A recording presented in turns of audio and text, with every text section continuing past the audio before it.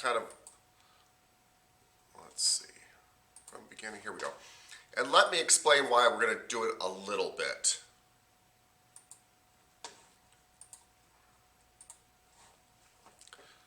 So, Mr. Tapscott has a prejudice about special populations, and I don't mean about the people that are included in special populations. What I mean is about the term. So, special populations is a chapter that's in every kind of massage book that I've ever read, and it's groups of individuals who are vulnerable or at risk for harm. Some other books actually say it's groups of individuals that need special consideration. The reason I don't like the term is I really feel like every client should be a special population. Everybody deserves consideration, and everybody deserves special adaptation of your massage for their specific needs. So special populations are great because they make you more aware of people that are pregnant or elderly. Those are very typical special populations. But the fact is, I don't really think of elderly clients as elderly. I just look at somebody and try to figure out how healthy they are and how deep we can go on their massage and what do they want and how are they comfortable on the table, and that's kind of it. So we're going to go over this, but we'll go over it kind of quickly because there's some other stuff I want to get to. Ms. Torres, you raised your hand for a second, then you put it down, then you put it back up.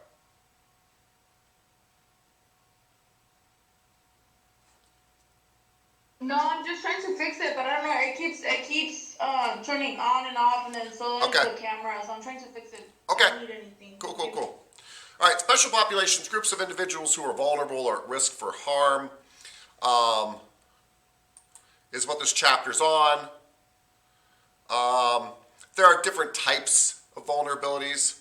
You know, physical ones where somebody is pregnant and you take certain considerations because you want to honor their pregnancy. Elderly, they might be more sensitive, right? A little more fragile. Psychologic, vulnerabilities where somebody has a mental illness. And also social vulnerabilities where somebody is in an abusive environment. We mentioned that because you wouldn't necessarily massage that person differently, although you might. Because people that are in abusive environments react differently to pressure, right? But also we're going to talk a little bit about mandatory reporting. Real briefly, you are obligated to report abuse of elderly and children if you suspect it and they're on your massage table. You're obligated to do that. It's very unlikely you're going to come across it because most abused people aren't going to get massages. But if you really felt, please don't report people because they have one bruise on them. But if you really feel like somebody is in an abusive situation and it's an elderly person or a child, you're actually legally obligated to report it. We'll get to that later, but I just want to kind of emphasize that because out of the entire chapter, in my opinion, that's probably the most important piece of information. So, pregnancy massage, we've already talked about pregnancy massage at length, right? And it's really, pregnancy massage is just modifying a regular massage to meet the needs of a pregnant woman. And usually it's really not even about modifying the massage that much. It's about modifying body positioning, right? They can't lay on their stomach or their back very well. It's not safe for them or the baby. Pregnancy massage is scientifically proven to reduce anxiety. And we know it does other things, but that's huge in pregnancy because when anxiety levels come down, they've shown that pain levels come down, and they've shown that there's healthier birth weights and all sorts of stuff. When that mental anxiety comes down, everything seems to get better in pregnancy. So don't underestimate the power of massage during pregnancy. There's just some big things to remember, guys, about pregnancy massage. I've already gone over this, but it's worth mentioning again really quickly. Rule number one, don't do a massage if the pregnancy is not going well. It's one of the first questions I ask. I don't ask a lot of complicated stuff. I just go, and how's your pregnancy going? And they're like, completely good. I just had a checkup. Things are going great. Great. Get on the table. Well, actually, it's not going well. There's some fears about X, Y, Z. It doesn't even matter what they say at that point. Usually I'm like, maybe we shouldn't do a massage right now. And at that point, they'll follow up with, oh, you're probably right, or no, I have a doctor's release here to do the massage anyway. Okay. But you want to do pregnancy massage on pregnancies that are going well. That's it. Don't have the client lay on their back or stomach. And don't increase their core temperature. Now, this is not something you guys have to worry about, something the book brought up, but it is good to know. The core temperature is your thoracic and abdominal region, right? And that region of your body, even when you're not pregnant, needs to stay very stable. But when somebody's pregnant, you don't want to put them in a really hot bath where they can't cool off and things like that, because you can increase their core temperature. Very unlikely you guys would be doing that, but if you worked at a spa, you might, or something like that. It's just something your book mentioned, because if they're in the hot bath for a long time, the core temperature comes up, it can lead to brain and spinal cord defects, actually, from that core temperature coming up, and miscarriages. Don't forget about DVT. Who remembers what DVT is? Deep vein thrombosis. Deep vein thrombosis. And we know what deep means. We know what a vein is. Veins are going back to the heart, so they're under lower pressure. What is a thrombosis? I think that's an instrument. It's a blood clot. I like that though. Like a thrombosis, yeah. Thrombosis is a blood clot. So these are blood clots deep in the vein. We are worried that they could break loose. And if somebody has a lot of pain in their legs, it can be a sign that they might have deep vein thrombosis. You wouldn't work on them. But we're worried about them breaking loose and getting into the pulmonary region. What does pulmonary mean? Yes, Miss Petrie. I had a question about DVT. I can't remember. Is that very similar to varicose veins? No, but you're at least you're in the right field. So varicose veins are usually caused by the one-way valves in veins not working very well anymore and blood pooling down in the lower leg and causing these raised and stretched out in thin and painful veins. That's different than deep vein thrombosis. Deep vein thrombosis is most common in pregnant women, and it's a temporary situation in pregnant women. And sometimes very overweight people have problems with it too. And it really is a blood clot forming in the veins, which is very different than varicose veins. And the blood clot, if it breaks free, a blood clot is like a scab inside your vein. Clotting is what makes scabs and such. But it can travel up to the lungs, which is what pulmonary means. And then you have a pulmonary embolism, and those can kill you. So, yes, and one of the tests we talked about doing was a Homan's test for deep vein thrombosis, where you squeeze the person's straight leg, they have a straight leg, their knees straight, and you squeeze their calf and you dorsiflex them, right? I hope we all remember what dorsiflexing is. It's when I lift my toes up as though I was going to stop a door. And what we're seeing is that they have extreme pain in their calf. If they have extreme pain in their calf, that can be a sign of DVT. You don't alarm them. You don't go, oh my God, you got DVT. You just say, hey, this is not actually a really great sign. You should go get checked just to make sure you don't have deep vein thrombosis. It's just safer to make sure. You could just have sore calves, but they seem extremely sore, like, more than my normal clients. And that's what I'm concerned about. And they do an ultrasound on them. It's completely non-invasive. They do a really quick ultrasound on them. And they can see the blood clot if it's there. And if it is, they'll give them blood thinners or something and knock it right out. Yeah. When it comes to varicose veins, usually the rule of thumb is just to avoid them. By the way, you can see varicose veins, and usually the rule of thumb is to avoid them or to massage them very lightly. If they're painful, I wouldn't massage them at all. They're not going to get better from the massaging.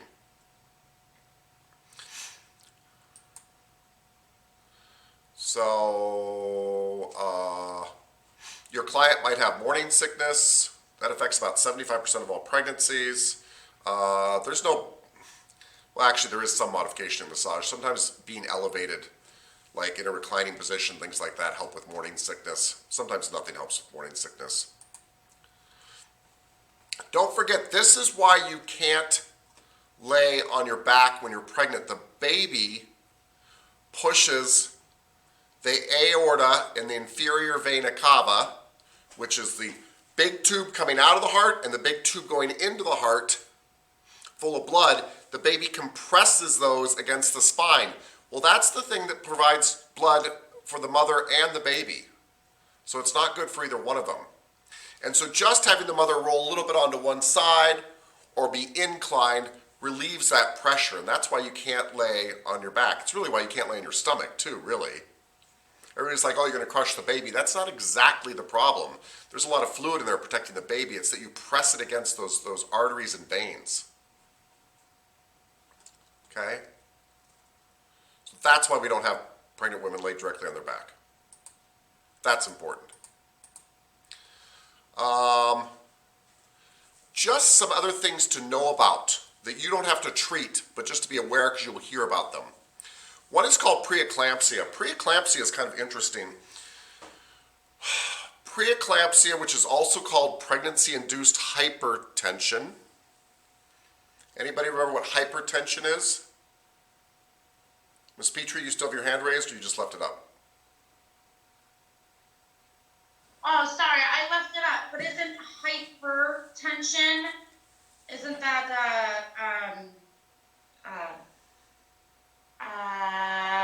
I don't know. What's hyper? Like hyper, like Yeah. a high speed. Yeah, Like, it's above. Means excessive. Excessive. So it's excessive something. Excessive something. And tension is actually related to blood pressure. So it means high blood pressure. okay. Hypertension is high blood pressure. And preeclampsia causes temporary pregnancy-induced hypertension. Preeclampsia is actually usually when the body is actually attacking, essentially attacking the placenta because it's grown quite large and the body thinks it's a foreign object.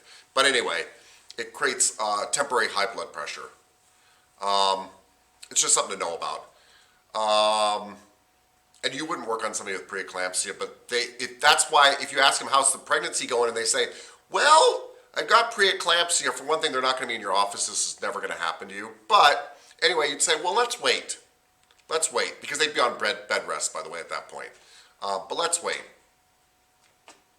There's also gestational diabetes, which is just temporary diabetes caused through pregnancy. And one of the problems with this, by the way, is it can cause excessive growth of the baby. But again, that's something they would bring up to you. That's not a pregnancy that's going well, and they're not going to be in your office. I've never had this actually happen. But you'd say, hey, let's do this some other time. Sorry guys, my phone just went off and I realized it's not on mute. Anyway, okay. Don't forget about the production of relaxin. Relaxin is a hormone. What are hormones? Somebody tell me what are hormones. Yes, Ms. Monreal. Chemical messengers? Chemical messengers, that's right. They tell other cells and other tissues what to do. Thank you very much. They are part of what system of the body, Ms. Monreal? Is it the endocrine? It is the endocrine. You are on fire today. Thank you very much. It is the endocrine system, which is your hormones and glands that really conduct a lot of the stuff that goes on in your body, orchestrate a lot of the stuff that goes in your body. Relaxin does exactly what it sounds like it does. It relaxes soft tissue, connective tissue, fascia, in your body. And its main purpose is to loosen up the pelvic girdle. Why would you want the pelvic girdle loosened up?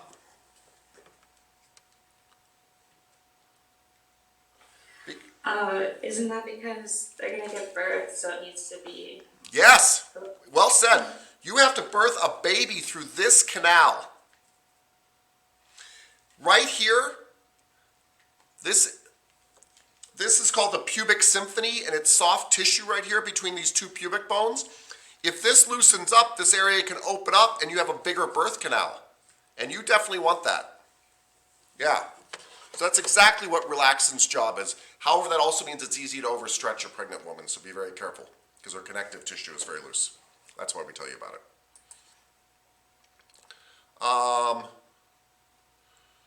Of course, you can treat mild swelling by putting their feet up on pillows, stuff like that. There was a comment about varicose veins in the book as well. But as I told you, Miss Petrie and everybody, varicose veins are really dilated veins because the one-way valves in the veins no longer work. Remember, you have one-way valves in your veins so that blood doesn't run back downhill. Well, when they don't work so well anymore, blood does run back downhill and it kind of pools in your legs especially, and that can kind of cause the legs to, the veins to expand and get thinner, and it's very painful. One of the ways, by the way, for everybody to avoid varicose veins is to get up and walk every so often. Not stand, not sit, but walk. Do that regularly. Miss Monreal, do you have your hand up? I'm so sorry.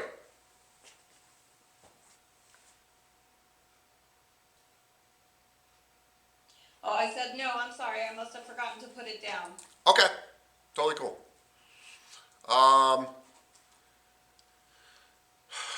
Stretch marks. Stretch marks are literally, by the way, you do not just see stretch, you see stretch marks on everybody for various reasons. Anytime there's rapid weight gain in an area where the body on the inside is growing faster than the skin on the outside, the skin literally gets thin and kind of tears and you get stretch marks. That's obviously very common in pregnancy around the stomach and things like that. It's common in people that have rapid weight gain. It's common when people go through puberty sometimes because they gain more weight like in their hips or their breasts or something. And that's very common too. You just go lighter over stretch marks because the skin is thinner. Yes. Yes, Miss Monreal. Oh, yes, Miss Stanley, sorry. So I've seen my brother get stretch marks because he goes to the gym. Mm-hmm. And yeah. That's what he told me it was from, and I kind of like laughed. I was like, that can't be what it's from. Yeah, I'm not. It kind of makes sense now. It does. I'm not, by the way, you see them lots of guys that go to the gym that do lots of bench press. You'll see it right up here in their axillary region because this area has grown very quickly and they've got little stretch marks there. This is not necessarily true about your brother at all. You can get stretch marks just from going to the gym. You definitely, though, see them in people with steroid use because they're growing so fast that they get lots of stretch marks and things like that. But you can get them just from going to the gym and growing. Absolutely. Not a big concern at all. By the way, there is some evidence to suggest that massage ahead of time helps reduce stretch marks, because it keeps the skin supple and more elastic, so it doesn't tear, it stretches. We want it to stretch and not tear. High-risk pregnancies are something you probably shouldn't be working on either. If somebody said, well, I'm involved in a high-risk pregnancy, it's a pregnancy that's more likely to have complications. Sometimes not that much more likely, but they still call it a high-risk pregnancy. Usually even having twins is considered a high-risk pregnancy. What's Tang's magic medicine? What? I missed it. Is it on the thing? What? Can somebody explain that to me? No? Brian gave Miss Petrie some medicine for her leg, and it works really well. Yeah? Cool. That's what you're. Sorry. It's okay. You could have told me. It's all right. Anyway, Tang's magic medicine. Who knows? Okay, good. If it works, I'm happy.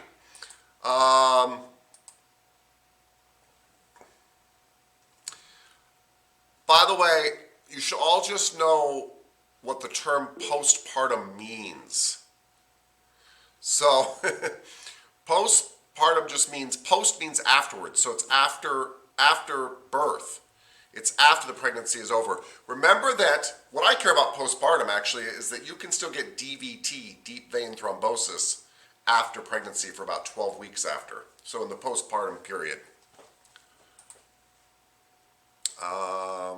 We're not going to worry about any of this. Infant massage. Infant massage is probably not something you'll do, but it might be something you teach. So sometimes clients that you have, you've had the client, right? You're going to have clients, by the way, that you might have the same client for 10, 20 years. It's kind of cool.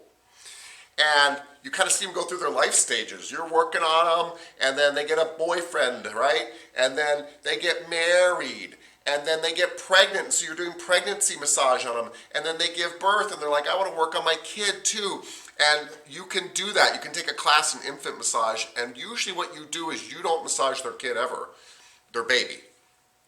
You massage a doll next to them, and they practice on their baby. You're teaching them to massage, and what you're doing is just kind of staying involved with that person's life. When their kid is a little bit older, child massage is fine. There aren't really any special considerations for working on children, except that you might want the parent present in the room. You might want the parent present in the room, just unfortunately because of the age we live in. But I've worked on many kids. And I've worked on many kids even without the parent present in the room, and I had really good relations with everybody. Kids are fun. They're great. The biggest problem you have with kids is they're super ticklish. But there's a lot of kid athletes out there that get massage. So I'm all for it. Here is a picture of a massage therapist with a doll and the mommy working on her little baby. It's a baby. Baby. Let's hop on through. I just talked about this. They include tactical athletes and special populations. That is stretching it. Tactical athletes are athletes that, people that use their body for their job. So law enforcement, firefighters, military stuff. These people have one of the biggest common complaints in tactical athletes is knee problems because they're often squatting and crawling around and doing all sorts of stuff. The interesting thing is that there's a lot of studies that suggest that massage is one of the #1 pain relievers for this group. This group often has lots of aches and pains just from their job, and massage has been shown to be one of the most effective things at reducing pain because they have vague pain. It's not something they can get surgery on, things like that. Massage is very, very helpful, and I think your book points that out. And then there's geriatric massage. What does geriatric mean? Thank you, Ms. Hanson. No? Not gonna tell me? Old. Old? Yes. Geriatric means old. Technically 65 and up, right? And I don't look at it that way, and not because I'm approaching that age. I don't look at it that way because I've got clients that are 35 who seem like they're not doing too well to me, and I've got clients that are 75 that are doing great. I kind of look more at like, what does the person they look like? If they come jogging in the room and their skin's all elastic and blah, blah, blah, and they're 95, then to me they're 40. And if they come walking in the room and their skin looks terrible and they're tired and they're huffing and puffing to walk in the room and they're 35, I actually consider that more concerning. Remember my walk around the block rule? Like, I'm really kind of just looking at the general health of this person. But that's geriatric massage. And the one thing with geriatrics is their skin tends to get thinner, and so you might have to use more lotion or oil so you don't tear their skin.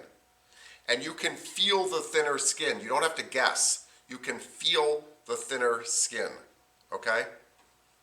So if their skin feels really thin to you, use more oil.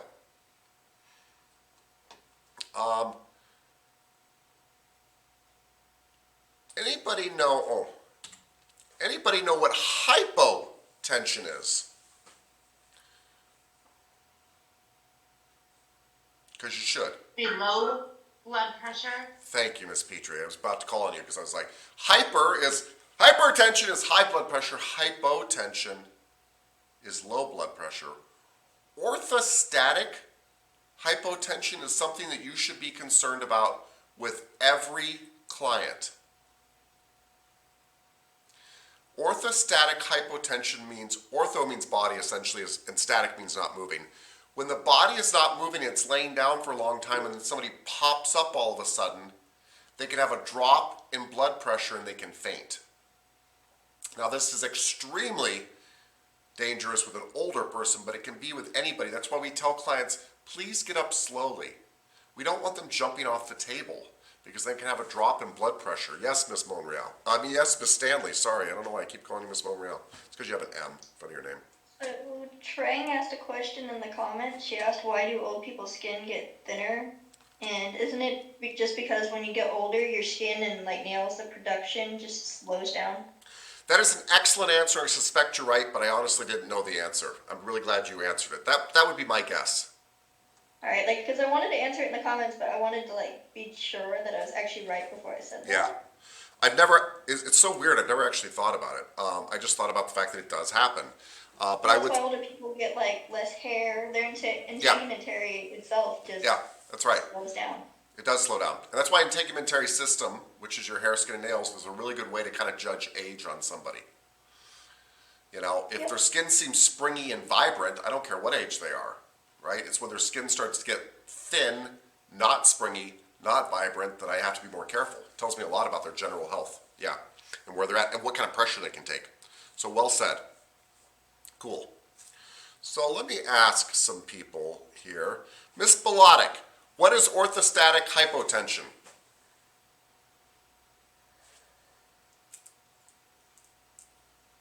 Dizziness or related to a drop of blood pressure.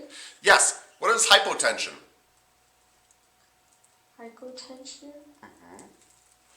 Isn't that high blood pressure? That's hypertension. Oh. Hypo's low blood pressure. Yes. Thank you. Just trying to make sure you guys are all listening. Not you in particular, Miss Bloddick. I just grabbed out of the audience just to make sure we're all still here. Okay. Miss Harper, what is orthostatic hypotension? Orthostatic. Yeah.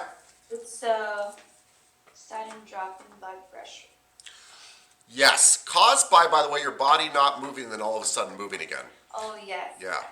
So, Miss Harper, what is hypotension? Low blood pressure. Yes. What is hypertension? High blood pressure. If I have a client come to me for a massage, am I more worried if they are prone to hypotension or hypertension? I think hypotension. Yes, you're absolutely right. Hypertension is a serious health issue. High blood pressure is a serious health issue, but not in massage. We don't care. Don't tell the client that. And every school is like, oh, you should check about their high blood pressure. They never think about this. There's no reason to care at all about their high blood pressure. Their blood pressure is going to drop on your table. I care about low blood pressure. I don't want your hypotension to turn into super hypotension and then you get up and pass out and hit your head on the floor and die. Hypotension is what I care about. And orthostatic hypotension is a very common thing. You guys have experienced it before. Have you gotten up really fast and been like, whoa? Have you ever had that happen in your life? Nobody? Please tell me yes. It happens to everybody at least sometime. That's orthostatic hypotension. Cool, cool, Yes. cool. You've had that happen? Thank you, sir. Thank you, thank you, thank you. Okay. All right. Sarcopenia. Sarcopenia, by the way, is sarcopenia is something you'll see in older people, and it's essentially their muscles deteriorating. Their muscles are getting smaller, so they look frail. And you should just know what the word means, sarcopenia. You again can still massage them, but now you have less skin to go through and less muscle to go through, so now you're being even more careful. You have somebody who's going to bruise very easily, right? So lots of oil, strokes without pokes. Strokes without pokes, right? I can poke somebody who's got really healthy skin. I can drive my elbow into them, in fact. But once they get unhealthy or their skin is thinner, poking not only hurts, but it's more likely to bruise them. So strokes without pokes for the old folks. Strokes without pokes for the old folks. Cool? Easy. And I think this would come natural to you. This is what I don't like about special populations. I think you would just feel this person in your hands and be like, oh, this person feels a little frail to me. I'm not going to drop my elbow into them. I mean, I would hope you would make that decision. We already talked about sarcopenia, which is muscle loss. Here's a picture of sarcopenia.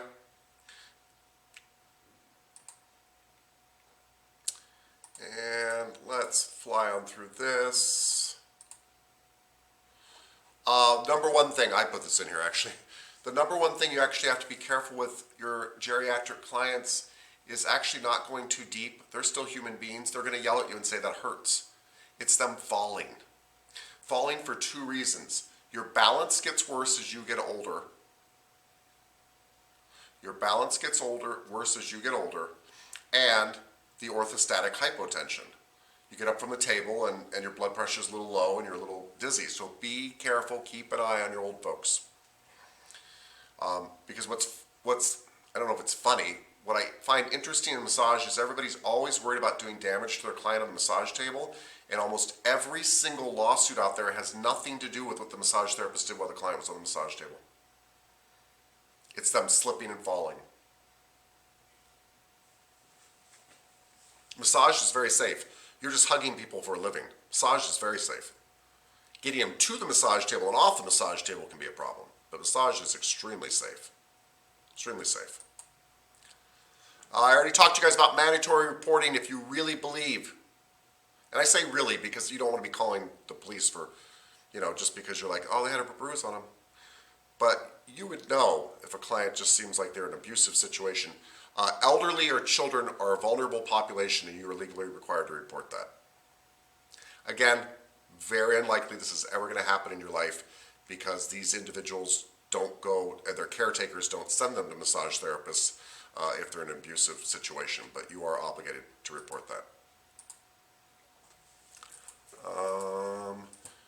Hearing impaired. Oh, you will get clients with hearing aids. Be careful about working around the hearing aid. Keep your hands away from that because you tend to mess up the hearing aid. That's the only reason for that. That is it.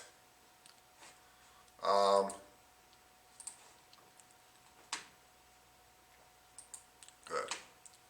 Okay. Questions. I know I flew through that, but I flew through that on purpose. I flew through it because I feel like it's kind of common sense. Common sense, be careful your client doesn't fall down. Adjust your pressure based on how healthy they seem and how thick their tissue is, muscle and skin. Be considerate of the fact that everybody requires special considerations, period. You all work on each other differently, I hope, in class. You all have different bodies, right? That's just very, very common. Any questions? Questions? Yes, Ms. Stanley. So are we going to be learning like infant massage, or is that a continuing ed type of thing? Continuing ed type of thing. Okay. Yeah. Yep. Great continuing ed type of thing, but yeah, not in this class. Miss Petrie. Is that a continuing ed that is taken at Gateway? No. Just curious. No, actually it's not. I don't feel qualified to teach infant massage, which is weird because I kind of massage my infants, but I don't know. I've never taught it. I guess, I don't know. Anyway, I also don't feel like there's much demand for it. Yeah. However, if I offered it, I'd find out how much demand there is. But there's more demand for like special structural stuff, shoulder girdle stuff, hip release stuff, Thai massage, deep tissue advanced stuff, myotherapy release stuff, pregnancy massage. There's big demand for that. But infant massage. When I was working at Lifetime Fitness,